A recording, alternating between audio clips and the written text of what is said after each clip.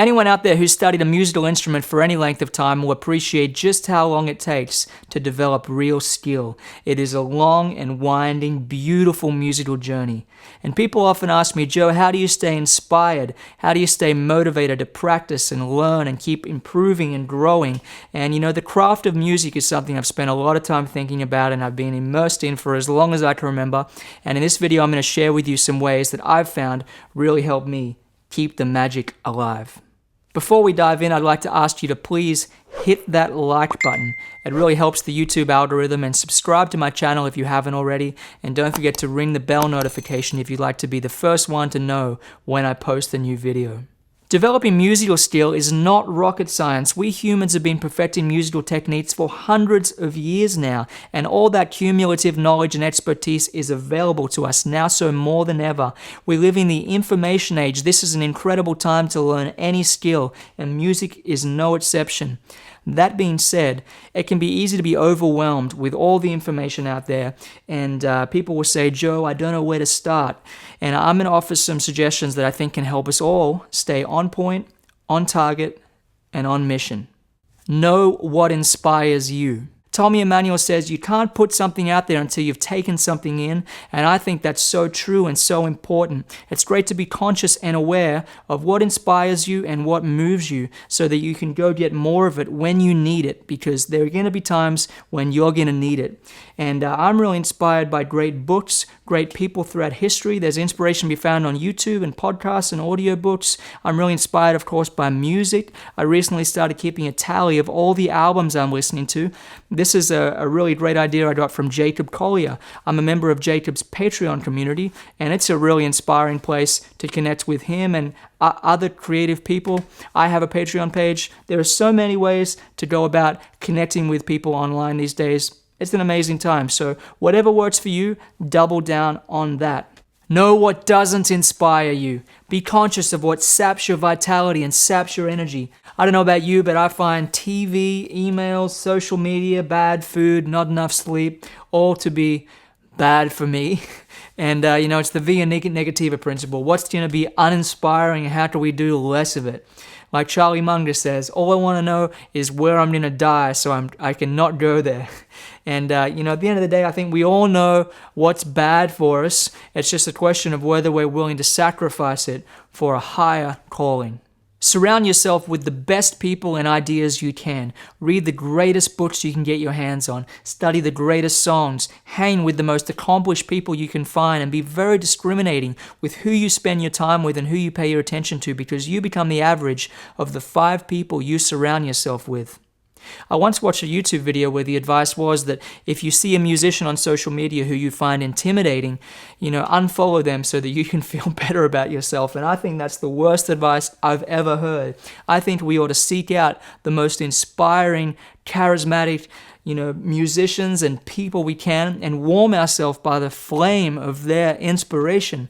That being said, it's probably useful to keep in mind the idea of staying within the zone of proximal development with regard to the songs you're learning. For example, you don't want to turn up to your first piano lesson and try to learn a Rachmaninoff piece. You're going to be very frustrated and very disappointed.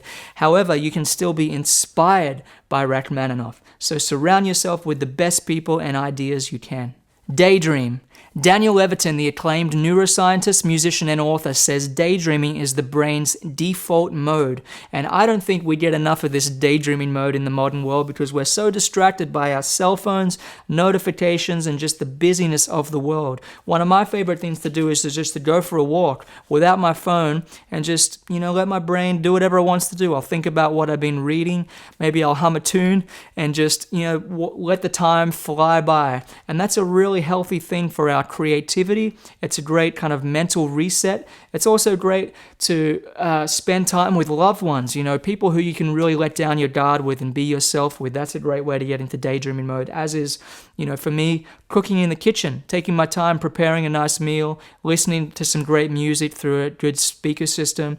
These are good ways to just reset and recharge so that we have greater reserves of willpower to deploy when we need them to focus in our practice sessions. Deliberate practice. The science of expert performance seems fairly clear. Musical expertise comes from deliberate practice over a sustained amount of time. Now, deliberate practice involves having specific goals, which might be adding 20 new songs to your repertoire, recording an album this summer, recording and releasing 4 videos this month, learning a Charlie Parker solo, and it's really a critical part of it is having feedback from somebody. Now, that is ideally, a coach with some experience or a teacher who can guide you. You want to be pushing yourself outside of your comfort zone. You want to be working on specific things that are going to improve your technique or your vocabulary, whatever you're working on. A really important part of it is just being conscious that the way to achieve results, the kind of results that make you want to keep practicing, is to be deliberate and intentional about your practicing. If anyone wants to read a great book on this, read Peak by Anders Ericsson and Robert Poole. It's a fantastic book. Habits make discipline easier. Some people will say, Joe, you're so disciplined getting up at 4 a.m. and practicing. And I think to myself, it doesn't really feel like discipline to me. It just feels like a habit that I've built. They say it takes an average of 66 days to build a habit. And once you've done something enough, it's just kind of, honestly, it's easier to keep doing it than to change your routine. It's just, I think these habits are really key to developing, a routine that works for you to get good results. And it requires less discipline than you might think. It requires just enough discipline to develop the habit. And then you kind of just get to be on autopilot. So, my habit is I wake up in the morning, I don't check my phone. I really try not to check my phone, that is. And I practice with no distractions. That really works for me. And, the days when I don't do that, I really miss it. And it's harder for me not to do that, when I'm in a good routine like that. So habits make discipline easier. So it's about developing the good habits. There's a really popular book at the moment called Atomic Habits by James Clear, which is really a good read. And it's about just finding these tiny little things you can do to really improve your day and improve your routine. And I think that just leads to greater motivation because, you just kind of take thinking out of the equation. You just kind of externalize those decisions so you don't have to worry about them. This is what I do. This is my routine. This is my habit. And it doesn't require that much discipline to just do what you've already been doing because it becomes a habit. Focus on signal over noise. Double down on what's working. Say no to the 99 things so you can say yes to the one thing. Focusing is not about doing more, it's about doing less so that you can do more of that one thing and you can have more brain power, more willpower to give to it. It takes a lot of stress out of the equation for me because it's like, okay, I don't have to do all these things because I know this is the most important thing. And sometimes it takes a while to develop those habits and set up your life so that you can focus on that one thing. That is a real key, I think, focusing on signal over noise. It's the 80-20 principle. It's the one thing. These are all great books and great ideas. It takes some spiritual awareness to know who you are, what you were born to do, what your destiny is, what your purpose is. And it takes a lot of courage to say no to the 99 things so that you can go all in on that one thing and be in tune with your divine spark. Focusing on signal over noise. It's a really liberating, rewarding, and powerful, powerful thing to do. Mental representations. Now, as we get more experience practicing, playing, and performing music, our mental representations of what it is to sound good, they develop. And as we practice more, we build upon those mental representations. So this is a really important aspect of musical growth. And growth is a really important thing to feel if you want to feel that sense of momentum and you want to do it the next day. So these mental representations, I think, are an important thing to be aware of. It's kind of like visualization. It's imagining, what do I sound like when I'm on stage? It's imagining, when I put a great set of headphones on, what do I hear when I listen to the album I'm going to make in 5 years? And it's just being aware of practicing songs not only with your hands, but with your mind as well, because that's a really important part of the game. And I think that's, an important part of staying on point, on target, and on mission, developing these mental representations. Get healthy. Now, there is so much information out there about how to take care of your health, how to eat right, how to exercise well. I'm not saying we need to be health freaks, and I'm not saying we need to be fitness freaks, but developing a good, healthy routine is going to help us have more energy, stay focused, stay inspired, stay motivated. Here is what works for me. Now, I'm not a doctor, so this is not advice. I'm just telling you what my personal experience has been. I don't eat modern processed food. So in my kitchen, you pretty much won't find anything with an ingredient label. I like to make things from scratch. I buy my protein from local farms. So I go to a local farm and I buy, 6 or 8 pasture-raised whole frozen chickens and I put them in my freezer. I go to another local farm and I'll buy an eighth of a cow that's all grass-fed, grass-finished, everything, and put it in my freezer. I go to a friend of mine who I've become friends with all my farmers. It's great to tap into your local food economy, and I'll buy 3 pallets of eggs straight from an Amish farm, and that'll last me about a month, and I put it in my fridge. Buying in bulk also saves you a lot of time. You don't have to go out to grocery stores, especially if you're buying from local farms. They'll deliver it. It's great. And so a typical meal for me might be, I'll roast half a chicken. I'll roast the whole chicken and I'll eat half of it, and then I'll have some boiled sweet potato and then some bok choy and arugula and kale from my garden, sauteed with some olive oil and some and garlic and onion, something like that. Maybe some cabbage, some sauerkraut. Delicious. And for breakfast, I might have 5 or 6 poached eggs on top of a salad. I love to eat sardines. Sardines with some quinoa is a great lunch option. What else? I make my own yogurt. I make my own sourdough bread. That's basically what I do and what works for me. And I've kind of healed some autoimmune conditions I had that way. And I have a great doctor who is very much of the functional medicine school, which means treating the root cause of the illness and not just giving you meds for something.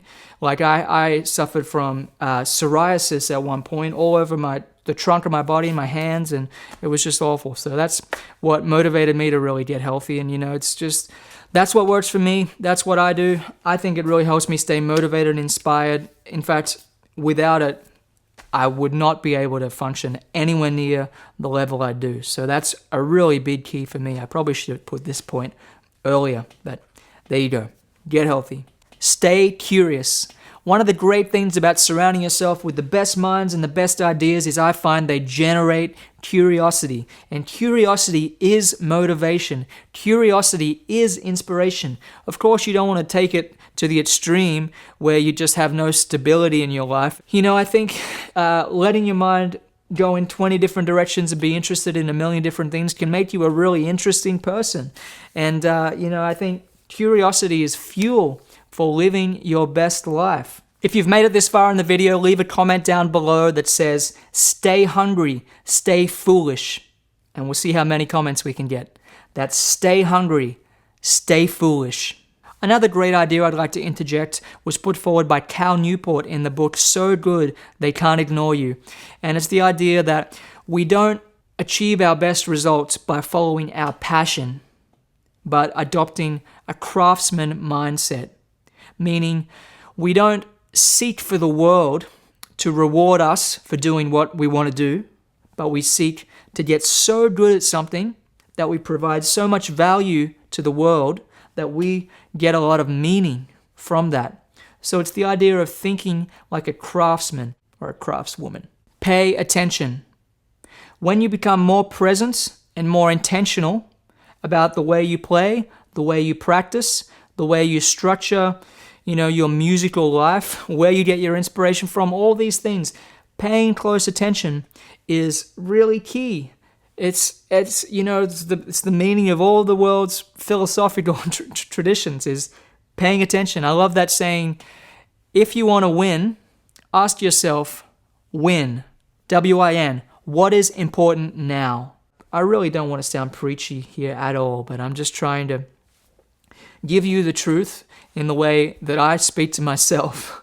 for whatever that's worth. I love watching these kind of videos from other people. So if you want to connect with me on a deeper level with regard to the specific things I practice musically, if you're a guitar player, check out my Guitar Synergy channel. I actually post my practice schedule every day there. I make a little video diary at the end of my day with my webcam, and I say, okay, this is what I did this morning, and I list my practice session. So it's a nice way for me to connect with the community on there, and for you to also access a lot of songs and a lot of tutorials on guitar technique, from left hand to right hand to practicing with a metronome, to alternate picking, to fingerstyle, to everything. So my Guitar Synergy channel is a great place. Another great place for inspiration is my Joe's 12 course, joes12.com. I interviewed a lot of my mentors, the legendary guitarists like Steve Vai, Eric Johnson, Rodney Crowell, Tommy Emmanuel, Robin Ford, Keb Mo, a great list of people. Daniel Levitin, who I mentioned in this talk earlier. Know yourself, know what inspires you, know what doesn't inspire you, surround yourself with the greatest people and ideas, daydream, develop a plan, practice deliberately, focus on signal over noise, put in the time and develop those mental representations, get healthy, stay curious, and go down to the crossroads with a big smile on your face, ready to sell your soul and pay the price to win and do something great, because you owe it to yourself and you owe it to the world. I hope this video has given you just a few practical things you can do to stay motivated, stay on point, on target, and on mission.